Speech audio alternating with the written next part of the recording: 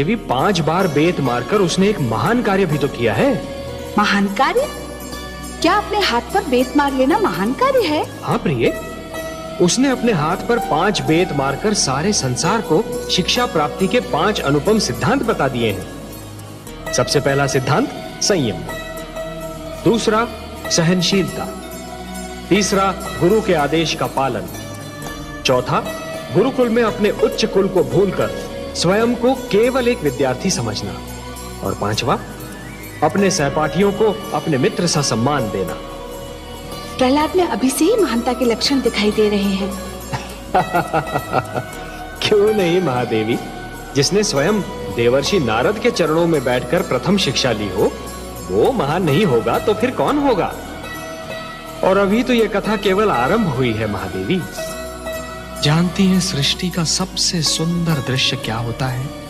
हाँ कमल नयन, वो दृश्य जिसे देखकर आपका मुख पुष्प की भांति खिल उठता है, वही दृश्य जो हमने अभी देखा।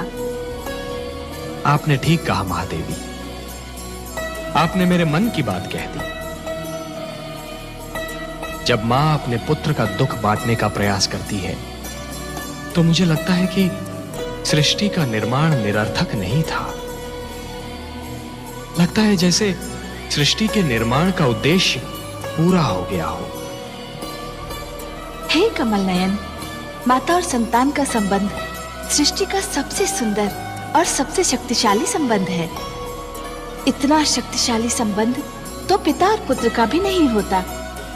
पुत्र पिता का अंश अवश्य होता है, किंतु माता का तो पुत्र विस्तार होता है। इसीलिए तो माता अपने पुत्र का दुख देख नहीं पाती।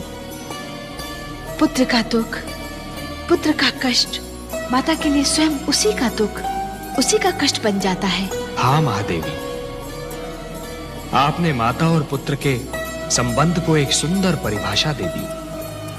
सत्य कहा आपने, माता अपने पुत्र के कष्ट को अपना ही कष्ट समझती है।